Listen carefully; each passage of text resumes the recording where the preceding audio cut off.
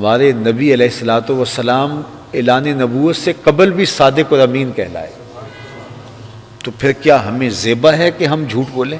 اور جب کوئی شخص جھوٹ بولتا ہے، صحیح حدیث ہے، اس کے منہ سے بدبو نکلتی ہے، عام لوگ نہیں اس کا احساس کرتے، نورانی فرشتے اللہ کے اس کو محسوس کرتے ہیں، اور رحمت کے فرشتے 1 میل پیچھے اس کے گھر سے ہٹ جاتے ہیں، جہاں وہ جھوٹ بولتا ہے جہاں، تو اس سے 1 میل پیچھے ہٹ جاتے ہیں۔ اب جس گھر سے بھبوکے پھوٹ رہے ہوں بدبو کے، ماں بھی جھوٹ بولتی ہو، بیٹی بھی جھوٹ بولتی ہو، باپ بھی، بیٹا بھی، گھر کے افراد بھی، گھر کے ملازم بھی جھوٹ بولتے ہیں، تو جھوٹ ہی جھوٹ چلتا ہو تو وہاں تو بدبو کے بھبوکے اٹھیں گے، تو رحمت کے فرشتے آئیں گے؟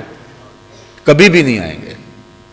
تو پھر رزق ہونے کے باوجود برکت نہیں ہوگی، افراد خانہ کے اندر جو ہے وہ باہمی محبت نہیں ہوگی، لڑائیاں، الجھاؤ، کیا کچھ ہوگا۔ اب ہم نے یہ نہ سوچا کہ یہ جھوٹ کی نحوست ہے، ہم نے سوچا کسی نے تعویذ ڈال دی ہے، ہم نے سوچا کسی نے جادو کر دیا، ہم نے کہا کسی نے بندش کر دیا، کسی نے ٹونا کر دیا، اب بھاگے عاملوں کے پاس۔ بعض کا ہمارے پاس بھی لوگ آتے ہیں، یہ مسئلہ ہے تو ہم کہتے ہیں کہ یہ آیت کریمہ پڑھو، کہتے ہیں کوئی تعویذ دے دو۔ کون اٹھ کے روز 40 مرتبہ یہ پڑھے؟ تو اس کا آسان حل کیا ہے کہ تعویذ دے دو، ہم غلے میں رکھ دیں، تعویذ دے دو، ہم بازو پہ باندھ لیں۔ تو بس یہ آسان حل چاہتے ہیں، کوئی کچھ کرنا ہی نہیں چاہتا۔ تو جب کوئی اتنا بھی نہیں کرنا چاہتا ہے تو اس کو کہا جائے کہ میاں تیرے گھر کی نحوست، تیرے گھر کے اندر جو بے برکتی، باہمی الجھاؤ، افراد کا ایک دوسرے سے دور رہنا، یہ جادو کی وجہ سے نہیں، بندش کی وجہ سے نہیں، ٹونے کی وجہ سے نہیں، تعویذات کی وجہ سے نہیں، تمہارے منہ سے پھوٹتے ہوئے جھوٹ کی وجہ سے ہے۔ تو آج کے بعد جھوٹ ترک کر دو تو کوئی اس کے لیے تیار نہیں ہوگا۔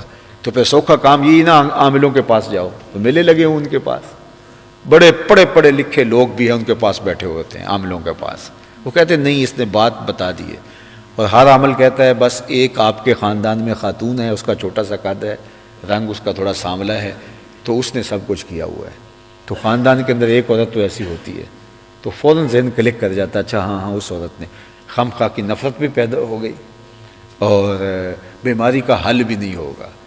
وہ عامل نے کہا کہ یہ تعویذ وزن کے نیچے رکھ دیں، یہ دانتوں میں چبائیں، یہ ہوا میں لہرا دیں، یہ کریں، وہ کچھ کرنے سے اس کو ایک نفسیاتی طور پہ تھوڑا سا سکون ہو جاتا ہے، وہ کہتا ہے مجھے فرق پڑ گیا ہے۔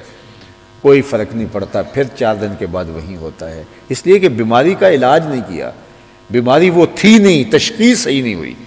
تشخیص کیا ہے؟ اللہ کے محبوب نے فرمایا جب کوئی جھوٹ بولتا ہے رحمت کے فرشتے 1 میل پیچھے ہٹ جاتے ہیں۔ اب سویر سے لے کر جھوٹ جھوٹ جھوٹ جھوٹ، دکان پہ جھوٹ، فیکٹری میں جھوٹ، گھر میں جھوٹ۔ اب جھوٹ کا جب کاروبار ہوگا تو برکت قریب نہیں آ سکتی، سکون طمانیت کا سوچیں بھی نہ۔ تو بچنے کا راستہ کیا ہے؟ سچائی۔ میرے رب نے کہا یا ایھا الذین آمنوا اتقوا اللہ وقولوا قولا سدیدا، اے ایمان والو تم سیدھی سیدھی بات کرنا شروع کر دو، تم سچ بولنا شروع کر دو، پھر کیا ہوگا؟ یصلح لکم اعمالکم ویغفر لکم ذنوبکم، وہ تمہارے اعمال بھی اچھے کر دے گا، تمہارے گناہ بھی معاف کر دے گا۔ تمہارا صرف اتنا کام ہے کہ تم سچ بولو، تمہارے عمل بھی ٹھیک۔ ایک شخص حضور کی خدمت میں حاضر ہوا اور اس نے ایمان قبول کرنے کے بعد کہا کہ مجھے چوری کی لت بھی ہے، بدکاری کی اور جھوٹ کی بھی، اور میں یہ ساری چیزیں نہیں چھوڑ سکتا۔ حکمت والے نبی نے کہا جھوٹ چھوڑ دو، یہ تو وعدہ کرتے، اس نے کہا یہ میرا وعدہ رہا۔ اب جب وہ واپس گیا، چوری کے لیے جی چاہا، چلنے لگا تو خیال آیا کہ اگر حضور نے پوچھ لیا تو یہ تو طے ہے کہ میں حضور سے جھوٹ نہیں بولنا، تو اب کیسے بتاؤں گا کہ میں نے چوری کی ہے؟ ترک کر دیا۔ پھر خیال آیا اور جو طبیعت کے اندر بدی کا ایک چسکا تھا اس کی طرف لپکنے لگا، قدم اٹھے ہی تھے تو خیال آیا کہ حضور نے پوچھا تو کیسے آنکھیں ملاؤں گا، کیسے کہوں گا حضور میں نے یہ بدکاری کی ہے۔ واپس پلٹ آیا، ایک جھوٹ چھوڑنے کی وجہ سے باقی برائیاں بھی ختم ہو گئی۔